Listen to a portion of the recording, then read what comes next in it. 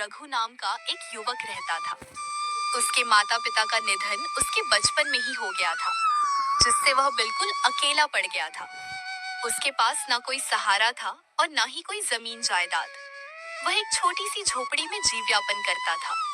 गांव के मुखिया हरिवंश राय एक अत्यंत दयालु व्यक्ति थे।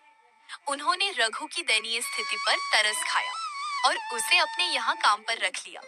रहने के लिए उन्होंने रघु को एक अलग झोपड़ी भी दे दी। समय बीतता गया और आदित्य बड़ा हो गया था। वह आज भी मुखिया के यहाँ ही काम करता था और मुखिया को उस पर बहुत विश्वास था। एक दिन मुखिया ने रघु से कहा, रघु, अब तुम शादी क्यों नहीं कर लेते? तुम्हारी उम्र हो गई है। जब तुम्हारी पत्नी आएगी तो वह तुम्हारा आधा काम संभाल लेगी, घर संभालेगी और तुम्हारे खाने पीने का भी इंतजाम हो जाएगा। मेरी भी अब उम्र हो चली है, पता नहीं कब भगवान का बुलावा आ जाए। मैं चाहता हूँ कि तुम्हारी शादी मेरे सामने हो जाए ताकि मैं तुम्हारे लिए निश्चिंत हो सकूं। अरे मुखिया जी, ऐसी बातें क्यों करते हैं? आपको मेरी उम्र भी लग जाए, आपके सिवा मेरा और कौन है यहाँ? आपने मेरे लिए बहुत कुछ किया है। बचपन से लेकर आज तक आपने ही मुझे माता पिता दोनों का प्यार दिया है। आपका ये उपकार मैं कभी नहीं चुका सकता। उपकार की बातें छोड़ो रघु, बताओ शादी करोगे?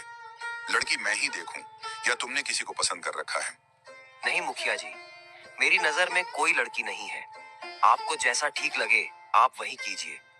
मुझे आप पर पूरा भरोसा है। आप मेरे लिए भगवान से कम नहीं है।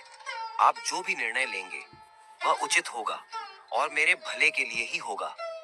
अब आप ही मेरे पिता समान हैं। ठीक है भाई, मेरी नजर में तुम्हारे लिए एक बहुत अच्छी लड़की है। और हाँ, तुम शादी के खर्चे की चिंता बिल्कुल मत करना, वह जिम्मेदारी मेरी हुई। आखिर पिता का दर्जा दिया है तो मेरी बात भी माननी पड़ेगी। जी मालिक, जैसा आपको ठीक लगे।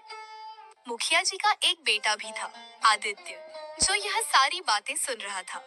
वह गुस्से से अपने पिताजी के पास जाकर बोला, पिताजी, ये आप क्या कह रहे हैं? आपको क्या जरूरत है रघु की शादी का खर्च उठाने की? ये मत भूलिए कि वह हमारा नौकर है। नौकर से इतना लगाव ठीक नहीं है। ऐसे तो वह सिर पर चढ़ जाएगा। आज आप उसकी शादी के लिए पैसा देंगे तो उसे आदत लग जाएगी। बचपन से आज तक वह हमारे ही पैसों पर पलता आया है और अब आप उसकी शादी भी करवा रहे हैं। क्या आपने उसका ठेका ले रखा है? जबान संभाल के बात करो आदित्य। वह मेरा नौकर नहीं, मेरे बेटे की तरह है और यह मेरी संपत्ति है। मैं जो चाहूं वह करूंगा। तुम मुझे मत सिखाओ कि मुझे क्या करना चाहिए और क्या नहीं। और यह मत भूलो कि मैं तुम्हारा बाप हूँ। पिताजी, आप ठीक नहीं कर रहे हैं।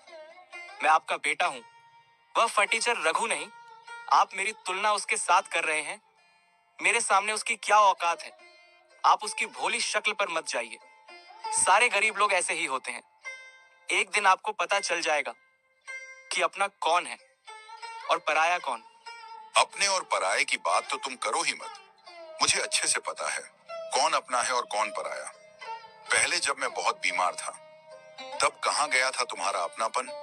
तब आदित्य ने मेरी कितनी सेवा की, दिन रात मेरी सेवा में लगा रहा। आज मैं जिंदा हूं तो सिर्फ उसकी वजह से। तुमने तो मेरी एक बार भी खबर नहीं ली। तुम अपने नशे में धुत पड़े रहते थे। क्या मैं झूठ बोल रहा हूं? बोलो। और यहाँ आकर मुझे अपने पराये का भाषण दे रहे हो? चले जाओ यहाँ से। लगता है उसने आप पर कोई जादू टोना कर दिया है, इसलिए आप अपने बेटे से ज्यादा उस 2 कौड़ी के नौकर की तरफदारी कर रहे हो। और आपकी उम्र भी तो हो चली है। आपकी उम्र में आदमी शटिया जाता है। अभी एक काम करो, सारा हिसाब किताब मुझे दे दो, नहीं तो आप इसी तरह से सब पैसे लुटा दोगे और मेरे पास कुछ भी नहीं बचेगा। जब तक मैं जिंदा हूं तब तक तुम्हारे हाथ कुछ नहीं आने वाला। तुम्हारे हाथ में हिसाब किताब देकर मुझे अपना नाम खराब नहीं करना है। मैंने पैसे बहुत मेहनत से कमाए हैं। समाज में मेरी बहुत इज्जत है और तुम मेरी इज्जत मिट्टी में मिलाना चाहते हो। अगर तुम्हें हिसाब किताब चाहिए तो उस लायक बनकर आओ, फिर बात करेंगे। काश तुम्हारी जगह भगवान मुझे रघु जैसा बेटा दिया होता। आदित्य गुस्से से वहां से चला जाता है। इस फटीचर रघु का कुछ करना पड़ेगा। ये 2 टके का नौकर मेरी जगह लेने की कोशिश कर रहा है। उसकी तो छोड़ो, जब अपना ही सिक्का खोटा निकले तो भला क्या करें।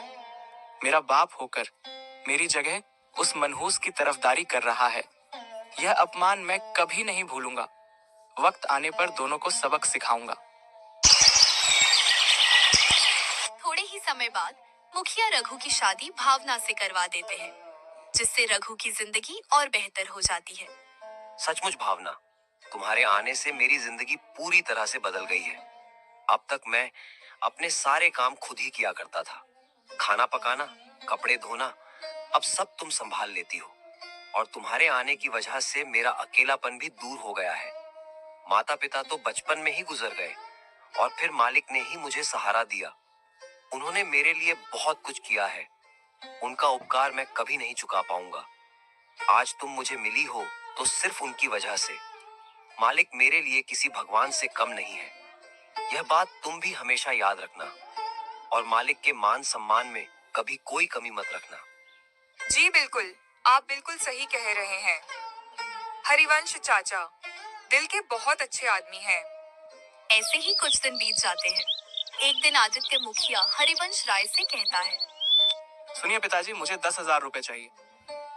तुम्हें इतने सारे पैसे किस लिए चाहिए? वह मैं आपको नहीं बता सकता, बस मुझे पैसे दे दीजिए। समझ गया। अपने नशे की लत और जुआ खेलने के लिए तुम्हें पैसे चाहिए, क्योंकि अब तक तुम यही करते आए हो। आदित्य, अभी भी वक्त है, सुधर जाओ। ये सब गंदी आदतें छोड़ दो। इसमें कुछ नहीं रखा, सिर्फ बर्बादी ही होगी। मैंने आपसे रुपए मांगे हैं, ज्ञान नहीं। मेरी जो मर्जी होगी मैं वह करूंगा। आखिर यह सब पैसे मेरे ही तो हैं। मैं ही आपकी संपत्ति का अकेला वारिस हूँ। मेरा जहां मन करेगा मैं वहां खर्च करूंगा। आप अपनी सलाह अपने पास ही रखिए और मुझे बस पैसे दे दीजिए। बदतमीज, अपने पिता से कैसे बात करते हैं? तुम्हें इसकी भी तमीज नहीं रही। तुम दिन ब दिन बिगड़ते होते जा रहे हो। अगर किसी अच्छे काम के लिए मांगते तो मैं तुम्हें पैसे दे भी देता, लेकिन अब मैं फूटी कौड़ी भी नहीं दूंगा। ये धन दौलत मैंने बहुत मेहनत से कमाई है, जुए और नशे में उड़ाने के लिए नहीं। निकल जा मेरी नजरों के सामने से। तुम्हें देने के लिए मेरे पास एक पैसा भी नहीं है। वाह, मेरे लिए तुम्हारे पास पैसे नहीं है और उस फटीचर की शादी पर उड़ाने के लिए तुम्हारे पास बहुत पैसे हैं। ये आप बिल्कुल भी ठीक नहीं कर रहे। एक बार और सोच लीजिए, नहीं तो अच्छा नहीं होगा। बदतमीज, अपने बाप को धमकी देता है। और कौन से पैसे?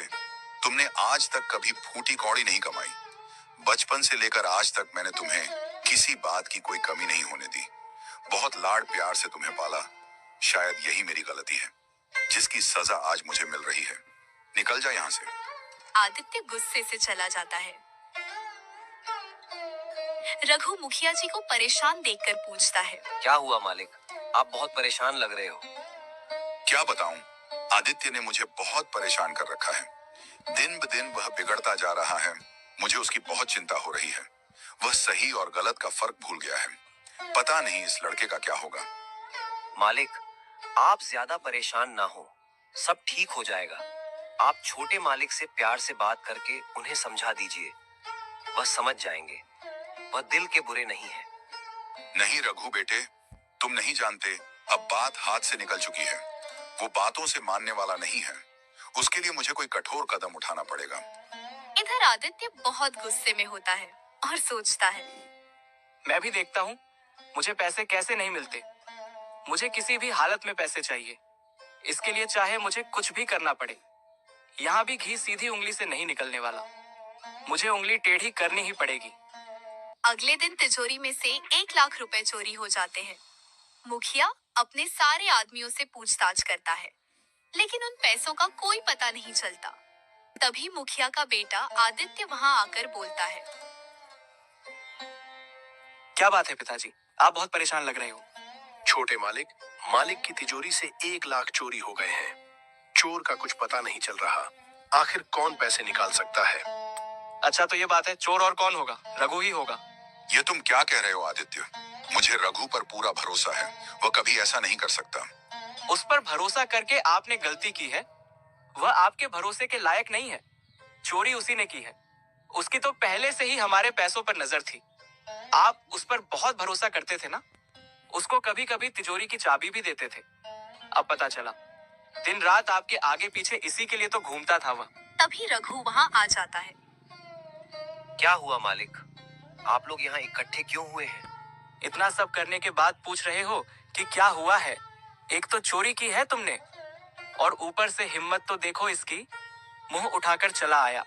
तुम्हें शर्म नहीं आती? जिस थाली में खाते हो उसमें छेद करते हो। मालिक, ये छोटे मालिक क्या कह रहे हैं? मेरे तो कुछ समझ में नहीं आ रहा। चोरी और मैं ऐसा सपने में भी नहीं सोच सकता। ज्यादा भोले मत बनो। चोरी तुमने ही की है। सच सच बताओ, वो पैसे कहाँ हैं?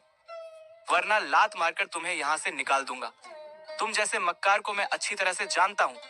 पहले बड़े लोगों को अपनी चिकनी छुपड़ी बातों में फंसाते हो और उनका भरोसा जीत लेते हो, फिर जैसे ही मौका मिले हाथ साफ करके निकल जाते हो। मेरे पिताजी ने तुम्हारे लिए क्या कुछ नहीं किया, और तुमने उनके एहसान का यह सिला दिया। रघु को यह सुनकर बहुत दुख पहुंचता है। बस आदित्य, अब बहुत हो गया। तुम कब से रघु को भला बुरा बोलते जा रहे हो। अब और एक शब्द भी मैं रघु के खिलाफ नहीं सुनूंगा। मुझे रघु पर तुमसे भी ज्यादा भरोसा है कि रघु ऐसी हरकत कभी नहीं कर सकता। रघु भले ही गरीब है, लेकिन उसकी नियत, उसकी ईमानदारी और उसकी अच्छाई में वह तुमसे कहीं गुना ज्यादा अमीर है। उसकी बराबरी तुम दूर दूर तक नहीं कर सकते। आप एक मामूली नौकर के लिए अपने बेटे का अपमान कर रहे हो। यह रघु एक नंबर का धोखेबाज है और चोर है। इसने चोरी की है। इसने आपकी आंखों के ऊपर पट्टी बांध रखी है, इसलिए आप सच्चाई को देख नहीं पा रहे हैं। मैं तो कहता हूँ इसके घर की तलाशी लीजिए। जरूर इसने पैसे वहीं छुपाए होंगे। बस अब बहुत हो चुका आदित्य। मैं अच्छी तरह से जानता हूँ कि तुम रघु पर झूठा आरोप लगाकर उसे मुझसे दूर करना चाहते हो। मुझे तो लगता है चोरी उसने नहीं की, बल्कि मैंने तुम्हें पैसे नहीं दिए तो तुमने ही की होगी। आप मुझ पर इल्जाम लगा रहे हो अपने बेटे के बारे में। आप ऐसा सोच भी कैसे सकते हो?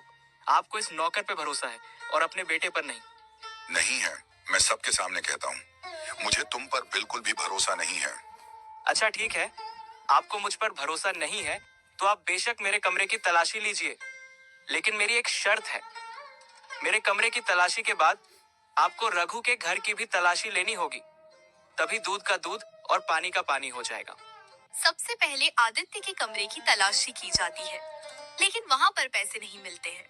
देखा, आप सबको नहीं मिले ना पैसे। मैं आपको कब से कह रहा हूँ कि पैसे रघु ने ही चुराए हैं। एक बार उसके घर की भी तलाशी लेनी चाहिए। फिर रघु के घर की तलाशी ली जाती है और रघु के घर में पैसे मिल जाते हैं।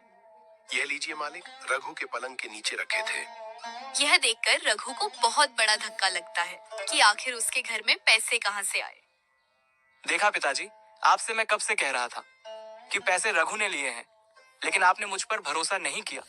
अब पता चला अपना कौन है और पराया कौन। मुखिया हरिवंश राय को भी बहुत बड़ा धक्का लगता है। वो कुछ भी नहीं बोलते हैं, बस चुपचाप खड़े रहते हैं। बोलिए ना, अब आप चुप क्यों खड़े हो? नहीं मालिक, ये सच नहीं है। मैं नहीं जानता मेरे घर पर पैसे कैसे आए, लेकिन मैं ऐसा काम कभी नहीं कर सकता। मैं चोरी कभी नहीं कर सकता। मालिक, मेरा भरोसा कीजिए। चुप कर धोखेबाज। आज तुम्हारी वजह से पिताजी को कितनी ठेस पहुंची है। वह तुम पर कितना भरोसा करते थे। मुझसे भी ज्यादा तुम पर भरोसा था। तुमने उनके साथ विश्वासघात किया है। तुमने आज पिताजी का दिल तोड़ दिया है। सबूत सबके सामने है कि चोरी तुमने ही की है। अब और कहने को